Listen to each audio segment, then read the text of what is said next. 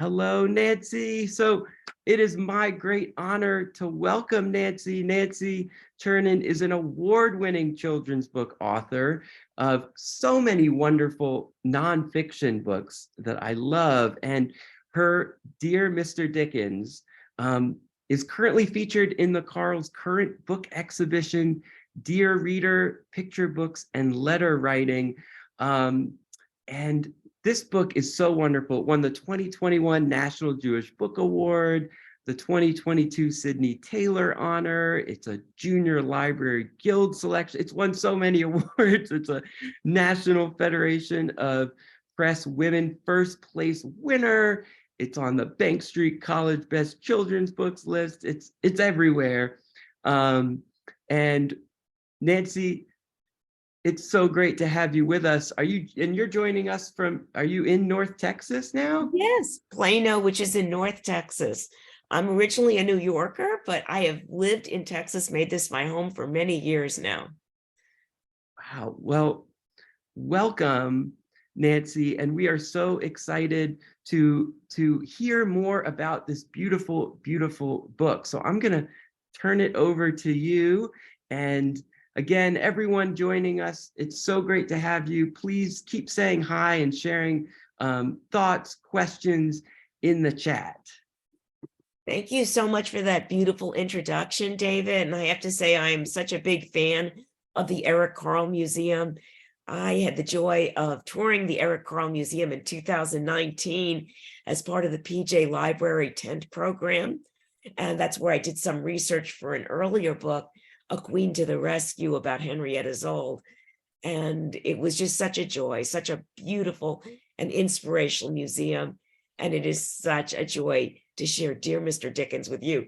And oh, just a little fun thing, because only this week I received in the mail Dear Mr. Dickens translated into Braille.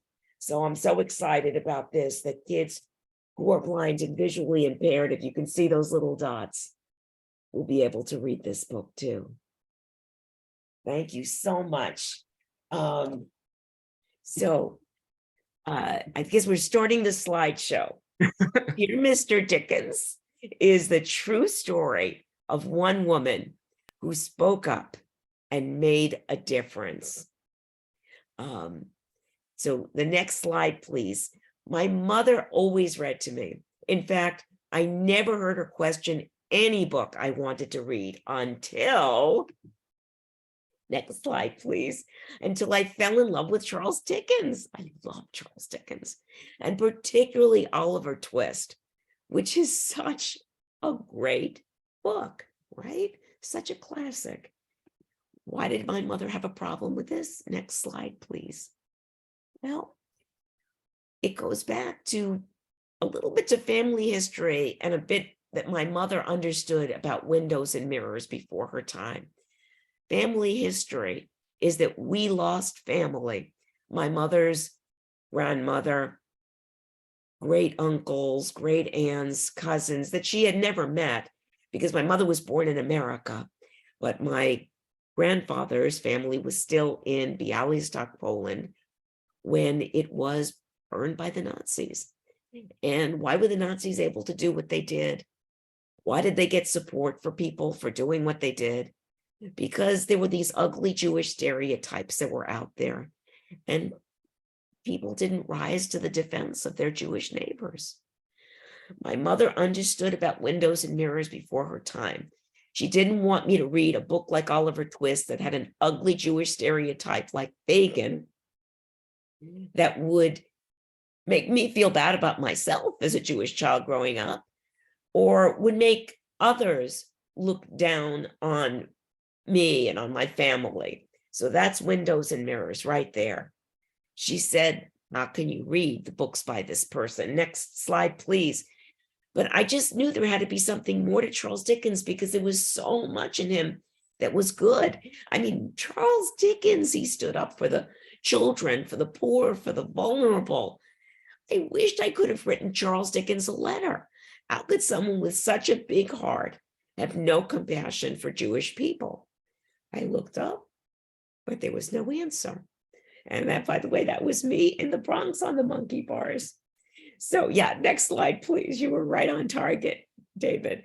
Then in 2013, 3 years before my first book debut, and that would have been the William Hoy story, I discovered someone had written the letter I dreamed of writing, Eliza Davis.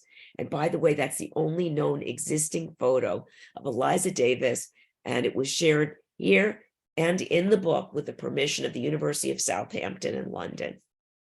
But I only located a few sentences of her letter to him, and I needed the full correspondence. Next slide, please. The letters were in a library in England, but my librarian in North Texas, and by the way, shout out to librarians, they are the magicians of the world. I told her what I was looking for, and boom, boom, boom. I don't know if it took her 30 seconds to tell me that they were also reproduced in an out-of-print book that was available in 2 libraries in the United States. And one of those libraries was 40 minutes from my house at the University of North Texas at Denton. I became friends with Professor Don Van, who donated the book to the library. He became a mentor and friend. There's Don Van. Boy, he had confidence in me. We met in 2013, and this book didn't come out till 2021. He never lost faith that I was going to bring this into the world. And by the way, this book is dedicated to Professor Van and his beautiful late wife, Dolores. They were such friends and such supporters all the way through. So next slide, please. But here was the thing. I wrote this in 2013, 3 years before my first book would come out. And one of the reasons I had so much trouble finding a home for this book was that people said to me, editors said to me, how can you make a book about letters exciting to look at? And the editor who finally acquired this and helped nurse it to its 2021 debut, and this was Wendy McClure, she found the illustrator Bethany Stancliffe. And Bethany found a way. I think as you look at these illustrations, you're going to see the emotions in Eliza's face that they are going to speak to you.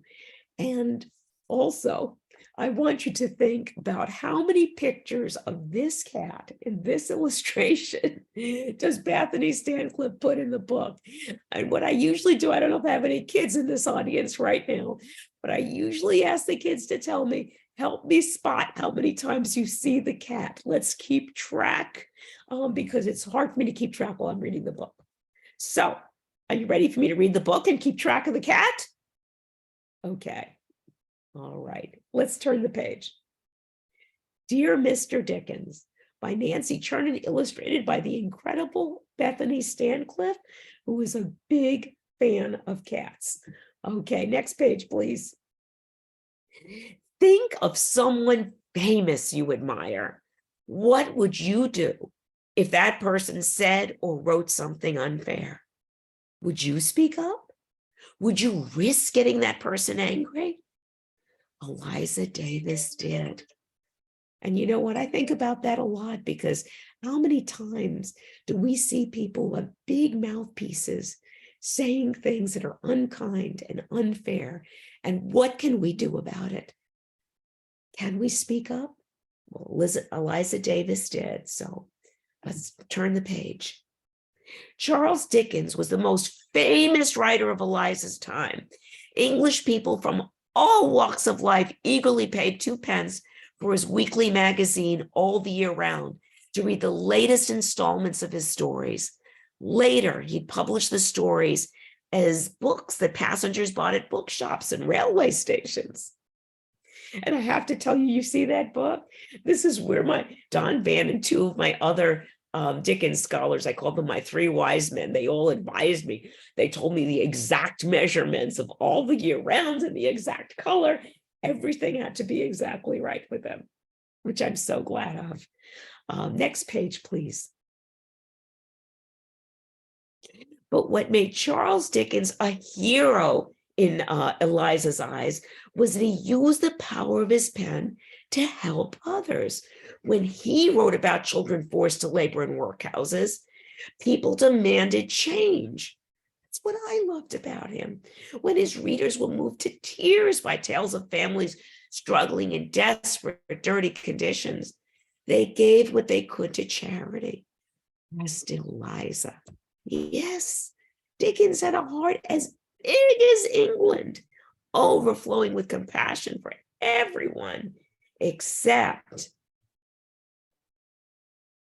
next page, please.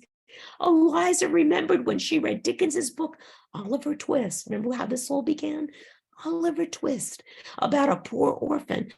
She had loved it at first until she got to chapter 8, when she read about and this is the part I always hate reading aloud, but these are his exact words in the book. Put it in quotes because this is what he wrote. The old shriveled Jew, teaching Oliver to steal. Eliza was Jewish. Charles Dickens described, and again, he wrote the Jew in quotes, as dishonest, didn't tell the truth, selfish, only cared for himself, cruel, was mean to others, and ugly. The character's name was Fagin, but over and over, Dickens wrote, the Jew, the Jew, the Jew. Each time the word hurt like a hammer on Eliza's heart. And I have to say, it hurt my mother's heart, and it hurt mine too. And by the way, this is where the kids, they all kind of raise their hands here, because that's the first cat. That's Beckamy Stanley's first cat in the book. Next page, please. England was already a difficult place for Jewish people in the 1860s. Many jobs were closed to them. They didn't have the right to vote or study or to work at universities. If people thought all Jews were like Fagin, would Jewish people ever be treated fairly? Someone had to speak up. But who? Eliza wasn't famous or powerful, but she had the same 3 things that Charles Dickens had: a pen, paper, and something to say. And isn't that what we all have? She sat down and wrote a letter. And at this point, the kids' hands are going up again because that is cat number 2. Next page, please. Dear Mr. Dickens, Eliza dipped her pen in ink, watching the dark liquid rippling. She hesitated. Who was she to tell the great man what to say? What if her letter made him want to write things that were even worse? But maybe it would change. Lots of people in Dickens's own novels change, like Ebenezer Scrooge. Eliza's pen scratched her paper. She wrote that Dickens' portrayal of Fagin encouraged a vile prejudice.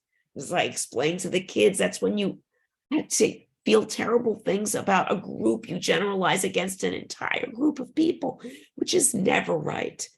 She asked him to atone for a great wrong, which is to ask forgiveness for doing something wrong. Not only to ask, atone is not only to ask forgiveness, but to take an action that makes up for that wrong.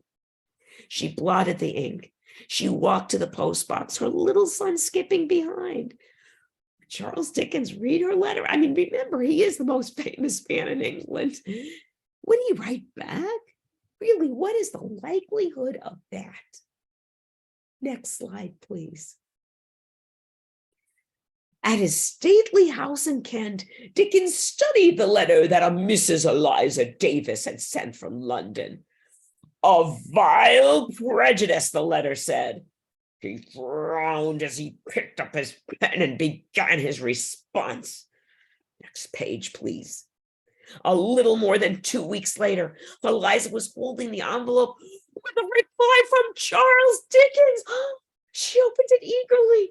Her hands trembled as she read.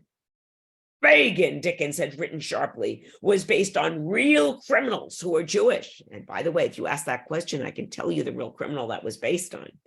There are bad people in this book who are not Jewish too. Atone for a great wrong?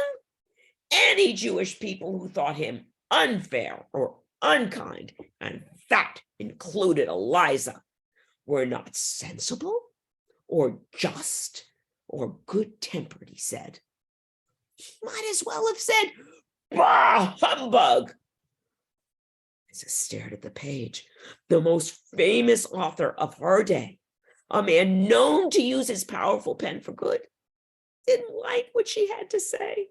She tried and she failed. She could cry, or she sat at her desk. She tapped her foot. Dickens's word moved countless readers to compassion. If only she could find the words to move one particular reader. Next page. Oh, wait. Did you see the cat on the last page? One of Bethany's cats. Yes. Next page, please. Thank you. Scrooge didn't change until after he was visited by the ghost of the past, present, and future. Eliza's letter summoned those spirits too. Dear Mr. Dickens, Eliza wrote of Dickens's past, of how he loved Sir Walter Scott's Ivanhoe as a boy. Did he remember Scott's great Jewish characters, the noble Isaac of York, and his beautiful daughter Rebecca, a skilled healer? She wrote of Dickens's present. She said that while some of his non-Jewish characters were criminal, all of his Jewish characters were criminals. That does not present Jewish people as they really are. She wrote of Dickens's future. Generations would judge him by how he judged others, including her people, she told him. And by the way, there's another one of Bethany's cats. Next page, please. She blotted the ink. She put everything she had to say in one letter. Would it be enough? Would it be too much? She slipped it in an envelope. At the post office, she let her young son mail it. Months passed with no word from Charles Dickens. Eliza worried. She heard he was working on a new book. Was he as angry as he had been after her first letter? Would he write characters that were even worse? Next page, please. Finally, chapters of Dickens's novel, Our Mutual Friend, began to appear in monthly installments. Eliza rushed to the newsstand and paid her shillings to read them. She thumbed through the pages, shaking when she realized he had indeed created another Jewish character. Had her fears come true? Next page, please. But no, Mr. Ria was generous and loyal. Dickens named him after the Hebrew word Rhea, meaning friend. Eliza read the part in chapter 9 when Lizzie Hexam, a young woman Mr. Ria helps, says of the Jews, I think there cannot be a kinder people in the world. Eliza's eyes filled with tears. You think she was sad? No. Was she happy? Dear Mr. Dickens, I thank you very earnestly, Eliza wrote, for a great compliment paid to myself and my people. Next page, please. Dickens wrote back quickly. I have received your letter with great pleasure, he said, and hope to be, as I have always been in my heart, the best of friends with the Jewish people. And he was. Charles Dickens became, as he'd written of Scrooge, better than his word. He did it all and infinitely more. He published essays in his magazine protesting prejudice, including the one that addressed how the Jewish people have too long been wronged by the Christian communities, as they were in England for centuries. During Oliver Twist's reprinting, he told the printer to take out many instances of the words "the Jew" and change them to Fagin to make it clear that Fagin did not represent all Jewish people. Next page, please. A grateful Eliza wrote Dickens one more time, not on paper, but in a copy of an English Hebrew Bible that she gave him as a gift.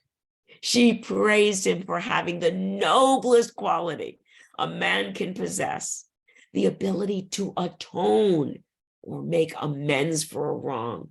Again, atoning is not just saying you're sorry, but taking an action to make things right, which he did.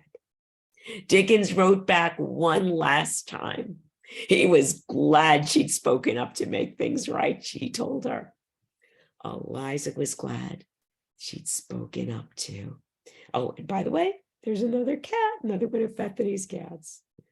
And you know what I love about Bethany's page here? I love all of Bethany's page. And by the way, my Dickens scholars loved Bethany's work too. They said, oh, she's got the Victorian era down.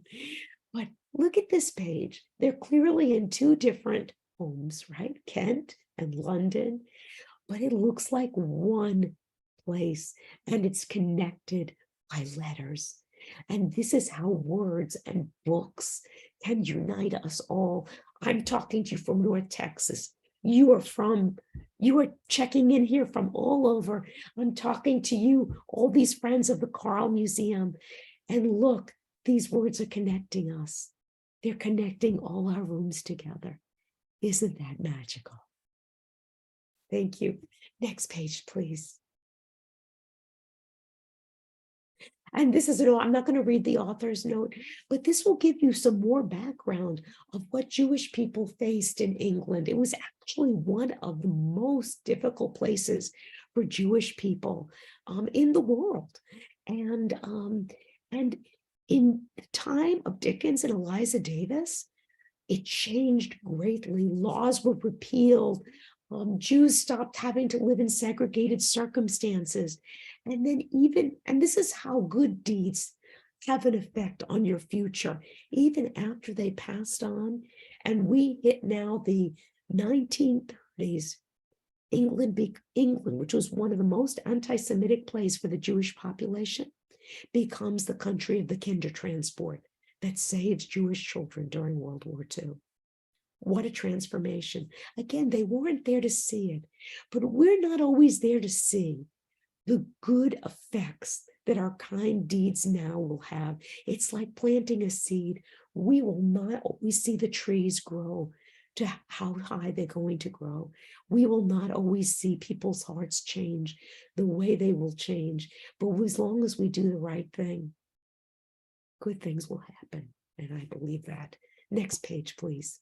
Next slide. And again, that's the real Eliza Davis. The acknowledgments, this was vetted by 3 Dickens scholars.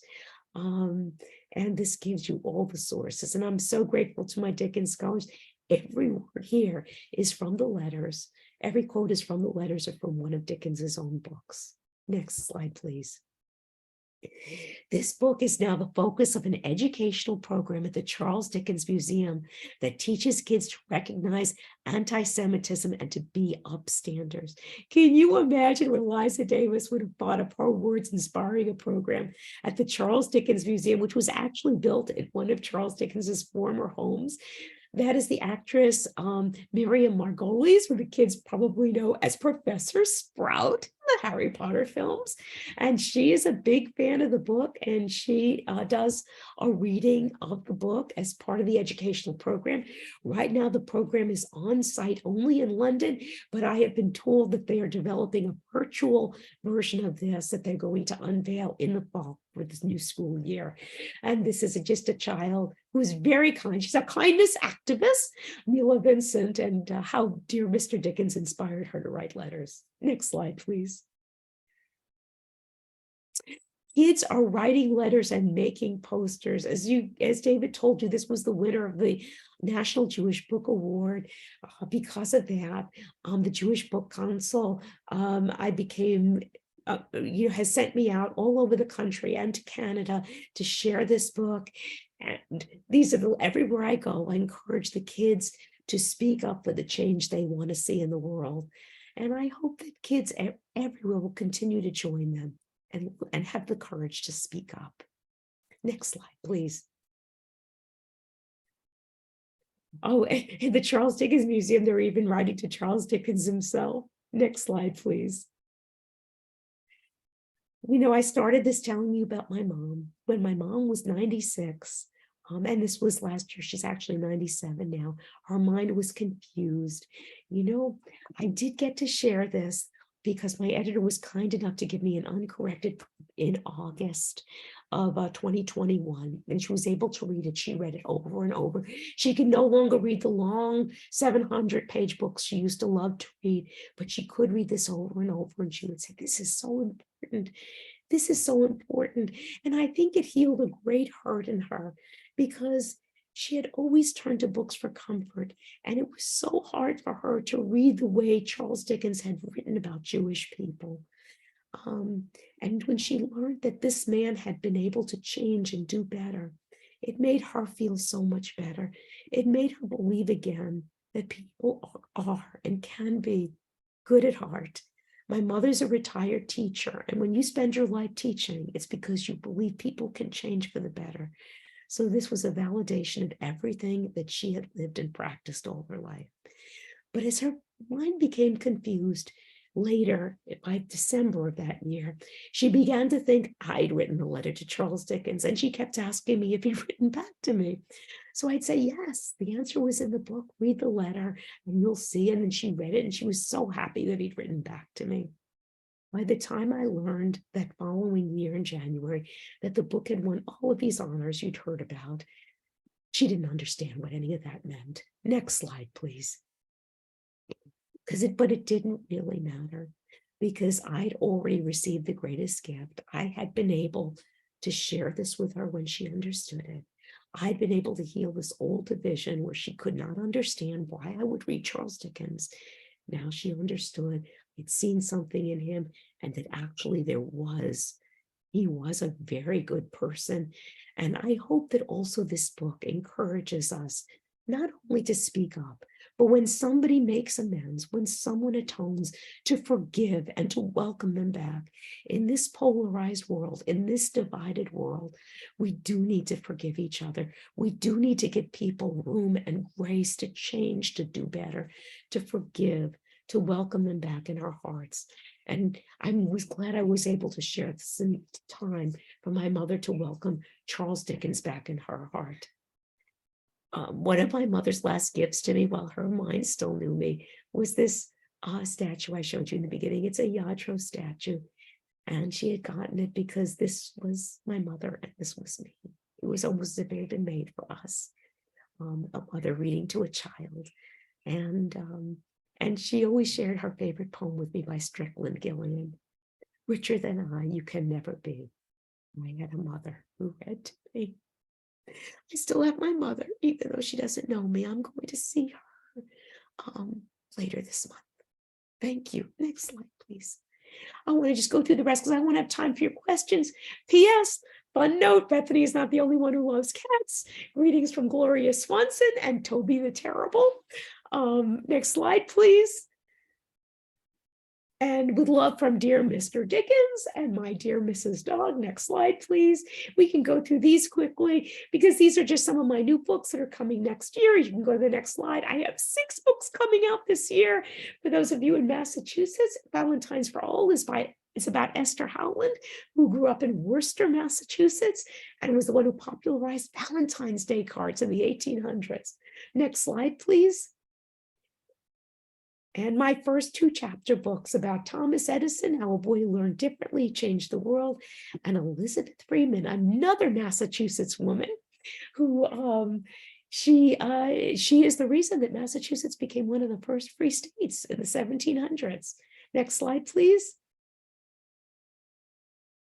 These are my books that are all coming out this year, and there'll be more next year. And while I'm waiting for David to tell me your questions, I'm going to give you a peek at Gloria Swanson. Come on, Gloria. One of the beauties of Zoom is that I can show you Gloria Swanson. Hi, Gloria. Gloria was actually very happy with me because of all the cats and dear Mr. Dickens, because she was okay with the other books, but she just looked at me and she said, "Where are the cats?" And Bethany really came to my rescue there. I didn't even know she was going to do that, but Gloria and I say, thank you, Bethany, for doing such a great job and putting so many cats in the illustrations. I'm ready for your questions. Wow. Well, first of all, thank you, Nancy. I loved hearing you read the book, of course, getting to get the inside scoop on your process, and especially your work with Bethany on the wonderful illustrations. We've got a really great question in the chat. I was startled to read at the end of the book that Eliza Davis had bought her house from Dickens, which means Dickens was reading these letters coming from his own previous address and was writing back to his own previous address. That must have felt at least a little strange to him, and perhaps a sense of a ghost from his own past. The Ooh, that is question is, did you consider including that in the story? that is such a great question. And yes, that was part of my research. So in terms of including in the story, it is in the back matter. What I felt I had to do, this was already kind of a complicated topic to cover for kids. And as I said, many people said, how are you going to write this for kids? I mean, this was the subject of scholarly articles. And I think people were kind of skeptical. So I really had to simplify the story and stay focused on what my theme was and what my message, which was speaking up, atoning, and forgiving. But in the back matter, you do find out that, it's right here. Let's see.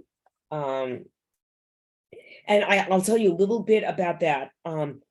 It's right here in the back matter. The Davises purchased Dickens' former home, Tavistock House, from the author in 1860. And a little bit more about why this was so interesting.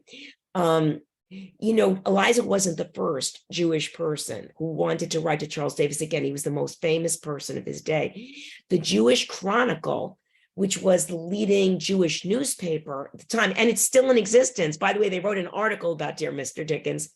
They actually published in an op-ed like a letter addressing Dickens and saying, how can you do this? Like a lot of the things that Eliza Davis said in her very first letter to him were pretty much out of the Jewish Chronicle.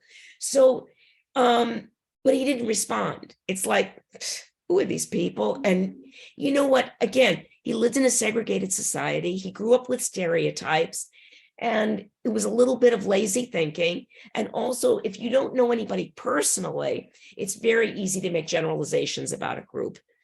Now, more backstory about them buying Tavistock House. When Eliza and her husband put in an offer on the Tavistock House, which Dickens wanted to sell in order to be able to move to his stately house in Kent, he confided to one of his friends in a letter, and again, I'm paraphrasing here, he said, oh, I'm going to offer from these Jews. This is going to be awful. And, in so many words, he was expecting a really horrible situation. And then he writes a letter back to his friend, weeks or months later, and it's like a very embarrassed letter. He says, well, that was actually one of the best business dealings I ever had. They were fair, they were generous, everything was nice, there was no quibbling. And he sort of realized all the stereotypes about Jewish people, not true. And so Eliza Davis felt he had ignored the Jewish Chronicle op-ed, but he kind of knew her, and he appreciated how nice their interaction was when she and her husband bought the Tavistock House. And when she wrote that first letter, she also included a request to him to donate to a charity. She was raising money for a charity that was honoring the Montefiores, which was a great family, Jewish family at that time. So she was all about charity too. So it's like these things are sort of coming together for him, that, well, this Jewish family is actually very nice. The first letter includes an interest in raising money for charity, which he believes in. Now, he was still a little gruff with her, but then when she writes back again, you could tell he's sort of really thinking about what she says. So I think it's because of that good experience that they had that she was able to build on that. Excellent question. I hope that's a helpful answer. Thank you, Nancy. Yeah, it is a wonderful question. And again, I loved hearing you speak about, well, what decisions did you need to make to kind of think about this in the form of the picture book? Obviously, that's one of the things we love about picture books like this, is having that back matter with your note, all of the wonderful resources to continue that storytelling once once the story proper is done. So that's a really fascinating part of the story that isn't in that, isn't in the story proper. I have a question to go back to that amazing amount of research that you spoke to, and some of the serendipity of that research too. You mentioned, right, down to the details of the size of all the year round books. I'm so curious, and I can bring up that image from the book again. Right. Well, there we see Our Mutual Yes. Friend, which looks very much like the same pamphlet. Was that research that was communicated to you, that you passed on to the illustrator Bethany Stancliffe, or was there? I'm so curious about Bethany's research, because you spoke to just the scholar's appreciation for the illustrations. What was it like working with Bethany, not just with the wonderful seek and find of the cats, but also kind of bringing this realistic world visually to life? It was an absolutely wonderful experience. Now, I worked the way I think most picture book authors work, through my editor. And my editor, Wendy McClure, she's no longer with Albert Whitman, but she was my editor there, who acquired Dear Mr. Dickens. I would see the sketches, and I also consulted with my scholars. Again, I had 3 Dickens scholars. I called them my 3 wise men. I had, Professor Don Van, I had Professor Murray Baumgarten, and I had the wonderful late Professor David Roycian, who was also a friend of the Charles Dickens Museum.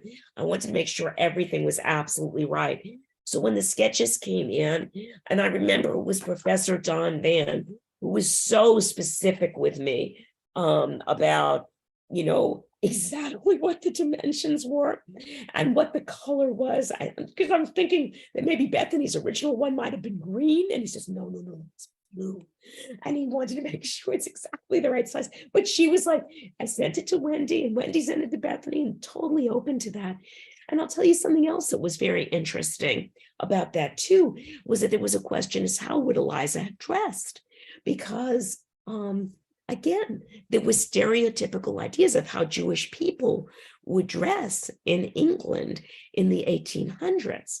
So in the beginning, there were some sketches which might have had some like Hasidic garb, but that's not who Eliza and her husband were.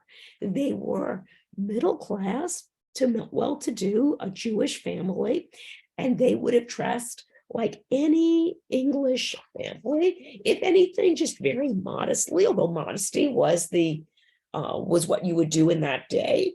But I mean, it's also part of the Jewish tradition for women to dress modestly. And so she's dressed modestly, but she looks like another English woman, right? And there were people who dressed more like the Hasidic, but they were new immigrants coming from Eastern Europe. And actually, Eliza and James Eliza came from Jamaica. And again, it was a more well-to-do family. And this is how a middle-class family would have dressed. So that was very interesting. And I'll give a little shout out to my friend Ann Kopsky, who I actually consulted with about how a Jewish family would have dressed at that time and how Eliza would have dressed. And Ann Kopsky is an author and illustrator herself. A wonderful one. Authors helping authors, Absolutely. illustrators helping illustrators with the same goal in mind. I love that. We have another great question, kind of going back to this question of not just the writing, but the editing and figuring out the format. Can you chat about your original text and how you edited it down to the age range you wanted to invest in the book is one of the questions, because you had mentioned that the original text was written in 2013, I believe. So curious if and how that text changed between that original writing and then the final version of the book. Well, you know, the interesting thing is it didn't change as much as you would think. It had gone through, I had submitted it a few places, just a few places, because it was just such an unusual book, you know. It's not really a biography, which I came to be known for, my nonfiction picture book biographies. Again, it's not a biography of Eliza Davis. It's not a biography of Charles Dickens. Um, and um, and what I was trying to do was something unusual. It was about a moment in time between these two people. And I wanted to grab the kids right away. And the other thing that was challenging is usually I start my biographies with the main character as a child. So they have someone to relate to. I didn't want to start with Eliza as a child because she really wasn't, although she had a child. And by the way, Bethany told me this is one of the reasons she wanted to do this book so much. When she read the text, Bethany is a young mother, and she said this is the kind of world book that she wants to read to her child. This is the kind of world she wants for her child. So I think one of the biggest things I went over and over was how to start the book and bring the children into a story that happened a long time ago. Again, some people had told me, nobody knows who Eliza Davis is. Oh, most of the kids won't know who Charles Dickens is. She's not a child. It's not a biography. I mean, I had like a million reasons why it wasn't going to work. But I thought, I'm going to want to draw them into something they can relate to. This is still my only book that I have started in the second person. And I think it's unusual to find a book in the second person. Certainly it's unusual for me. Usually I write in the third person. Think of someone famous you admire. I'm just talking directly to the kids. What would you do if that person said or wrote something unfair? Instead of starting with Eliza, just talking to them. Because this is what I want to talk to them about. Somebody who stood up and spoke up. That's what the story is about. She's a person who spoke up, but it's really about speaking up. And that's why I had to start in the second person. That's why I had to start it with questions. And that's why it also ended with speaking up again, where we say, he was glad she'd spoken up to make things right, he told her. Eliza was glad she'd spoken up too. And this is just a little side note. So one of the funny things about this was I put this aside after the initial rejections, after learning all the reasons why this was not going to work. And then Wendy, who I had done, I guess, 4 other books with at that time, she'd asked me what I had that was new for her. So I sent her like some more picture book ideas and things I was working on. And she said, well, picture books with biographies, we've got a lot of them right now. She says, do you have anything that's like a little different, like a moment in time, like 2 people interacting and their interaction changes history? I said, oh, yes, I do. And I just sent her right then and there, just directly. I didn't bother going through my agent or anything. I just sent her what I had. I saved it exactly where it was on my computer. And she said, oh, I want to acquire this. And she did. It was like she acquired it so fast and made my head spin.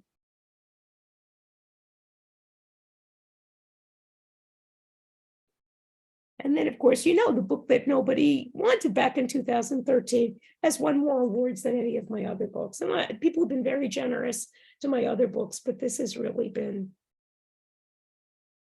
special.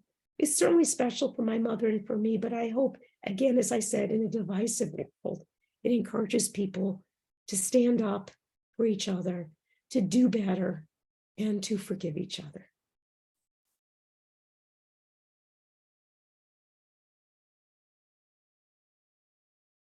Thank you, Nancy. Thank you. We've got another question. Speaking of, the process for writing Dear Mr. Dickens, and then of course seeing all of the amazing work that you've done previously and that you've got coming out. We've got some questions about your writing process and your schedule, right? With all of these, I think 6 books maybe coming out. I have 6 books coming out this year alone. I think I got a little crazy. Yeah, what's that been like, juggling that many projects? How do you manage that with your schedule? Are there any kind of writing quirks or tips that you'd like to pass on to fellow writers and authors, whether they're working on 1 book or 6? Well, I'll tell you one thing that a piece of advice I would like to give you not to do like I did. So one thing I did was that I feel good about is I try to challenge myself. I had written 10 books, and most of them were picture book biographies, and which I've absolutely loved doing. I love writing about people who inspire me, that I think will inspire the kids, people who are not the biggest and strongest, people who are not, they might not have known about otherwise. I don't feel I need to write about the most famous people, the people who write about them, but I want to write about people who had a dream, who persevered, made the world a better place, and leave the kids thinking, what can I do? How can I make the world a better place too? But I also found after I'd written these books, I wanted to challenge myself. So I have my very first board book coming out, Counting on Shabbat, and it rhymes, and it's 48 words, but it's about kindness, because it's about a senior being alone on Shabbat, which is, in the Jewish tradition, on Fridays, a special day of the week, for you bring in, you're thankful for a day of rest, but too often our elderly are alone on this day, on other days.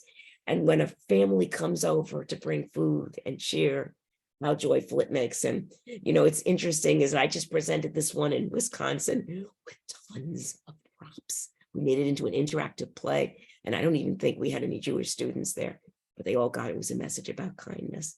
And we had so much fun. And the kids wrote letters to their seniors in their community. And I was so happy.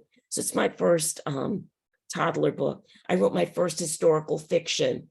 I stretched myself. And this is what I'm saying. Don't do like I did it. So I wrote my first 2 chapter books. And I signed a contract for these 2 chapter books on Thomas Edison and Elizabeth Freeman, a woman who sued for her right to be free and won it, and is the reason why Massachusetts is one of the first free states. And after I signed the contract, I realized, well, now I had to write these chapter books, but I'd never written chapter books. And then all of a sudden I went into a panic, and I called the editor and I said, you know what, actually, I don't know what I was thinking. I've never written chapter books. I have friends who have written chapter books. Can I just pass this off to somebody else? And she said, no, Nancy, you can do this. We know you can do this. You signed a contract and we're not letting you get out of it. I went, oh no. So I realized I had to write it, but I put it off until I had a month to get the book in. This I do not recommend. But being a journalist, and I was a journalist for many years, and making my deadlines, I was just writing this from morning till night. And you know what? I ended up having fun. Because you know what, when you challenge yourself and you stretch yourself, and you've done it for a good reason, because I wanted to write about how Thomas, not another book about Thomas Edison, who's had a lot of books, but about how he was nearly deaf and how he learned differently. And that was part of his discoveries. I wanted to write it for all the kids who learn differently.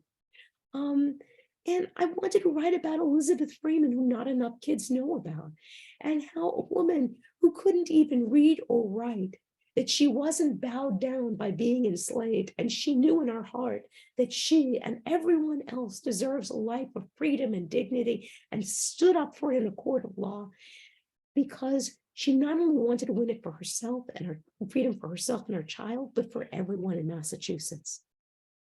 I always like to write about people who helped others. So you know what? I kicked and screamed about it, and I was terrified, and I'm so glad I went ahead and did it. But don't give yourself only a month to write 2 chapter books. Okay, that I don't advise.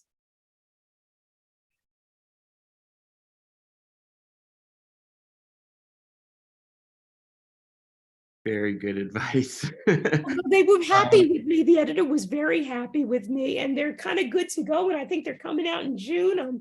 I'm so thrilled and I'm so proud. And of course the editor is like, looks who's like, I knew you could do it. Like she didn't panic. I panicked, but she never panicked. So it's always nice to have people who believe in you. I have to tell you that. Surround yourself with people who believe in you. Absolutely. And just more great comments in the chat. Really just appreciative, Nancy, not only of the book, but how you read the book. Really putting us in the room with you, putting your heart into the reading. Obviously, the teacher guides, which are available on your website, are wonderful references too. In the chat, we're having a conversation about how that kind of reading that you did, Nancy, pausing to ask those questions, really stopping to give definitions and background context for a book, with kind of maybe what we would think of as challenging or tough or complex for certain age readers. Just really wonderful modeling for the ways that we can share these books with a range of ages and really turn them into opportunities for conversation. So really just a lot of gratitude for the book, and also sharing the way you shared it and connected it to your experience and personal story. Thank you so much, David. I also want to give credit to my mother, because my mother and my father, both of them, they brought me up in a world of books and of love. And my mother, who read to me, as you saw from that statue, since I was little, I didn't even have to say it, but she just always read with lots of, and the word I used to say as a kid was expression. We'd say, Mom, read with lots of expression. And then, and I always tried to follow her role model. Mom was a devoted teacher, and she loved to engage her kids. And I used to watch her in action. And I have to say that it's been such a joy when educators invite me into their classrooms and I get to assist them in their great work. Teachers and librarians deserve all our support. It's not right that they're not getting more support. They need more support. And if I can come in and give a little bit of support to the great work that they're doing in enlarging hearts and minds, I am so happy. That fills my heart. Well, I think I speak for all of us. My heart feels very full right now. And thank you, Nancy. Again, we've got folks in the chat saying how much they love Dear Mr. Dickens, reading it with their children, with their students, and how much we're looking forward to the chapter books that are coming out. So again, look out for more wonderful books from Nancy. It's just been such a pleasure sharing Dear Mr. Dickens and getting to learn more about it with you tonight. Again, thank you, Nancy. Thank you, everyone, for joining. If you haven't read, or don't have a copy, rather, of Dear Mr. Dickens, you can purchase a copy from the Carle shop with a special signed book plate and some beautiful bookmarks.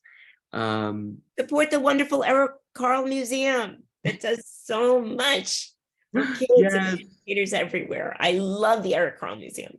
Oh, well, we love you, Nancy, and authors and creators who are creating such important, beautiful books. And we love our readers. So thank you all for coming out tonight.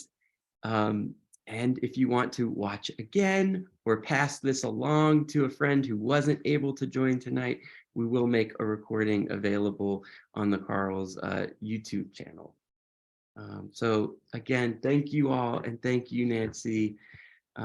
We hope you all have a great night.